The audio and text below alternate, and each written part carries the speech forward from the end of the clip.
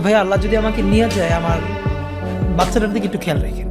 ঢাকাই চলচ্চিত্রের প্রখ্যাত অভিনেত্রী শিরিন শিলা গভীর শোক প্রকাশ করেছেন ইনকিলাব মঞ্চের মুখপাত্র শরীফ ওসমান হাদির মৃত্যুতে। সাম্প্রতিক এক প্রতিক্রিয়ায় তিনি জানিয়েছেন, এই শোক তাকে ভেতর থেকে ভেঙে দিয়েছে। শিরিন শিলা বলেছেন, জীবনে কোনোদিনই আমি কারোর জন্য এভাবে কাঁদিনি। মনে হচ্ছে আমার হৃদয় থেকে রক্তক্ষরণ হচ্ছে। তার ভাষায়, এটি শুধু একজন মানুষ হারানোর নয়, বরং একটি আদর্শ ও প্রতিবাদের কণ্ঠ হারানোর বেদনা। শিরিন শিলা জানিয়েছেন, হাদির গুলিবিদ্ধ হওয়ার খবর পাওয়ার পর থেকেই তিনি তার সম্পর্কে জানার আগ্রহ প্রকাশ করেন। যদিও আগে হাদিকে খুব কাছ থেকে চেনা না থাকলেও ঘটনার পর শিরিন শিলা বিস্তর খোঁজ খবর নেন। তিনি সামাজিক যোগাযোগ মাধ্যম, ভিডিও বক্তব্য ও বিভিন্ন লেখার মাধ্যমে হাদির চিন্তা ও দর্শনের সঙ্গে পরিচিত হন। শিরিন শিলার ভাষ্য, ওনাকে নিয়ে অনেক রিসার্চ করেছি। ওনার বিপ্লবী কবিতা, কথাবার্তা, প্রতিটি কথায় দেশের প্রতি গভীর ভালোবাসার গন্ধ পাই। শিরিন শিলা আলো জানিয়েছেন, হাদির বক্তব্য ও আদর্শ তাকে ভীষণভাবে অনুপ্রাণিত করেছে এবং তিনি সত্যিকার অর্থেই তার ভক্ত হয়ে উঠেছেন।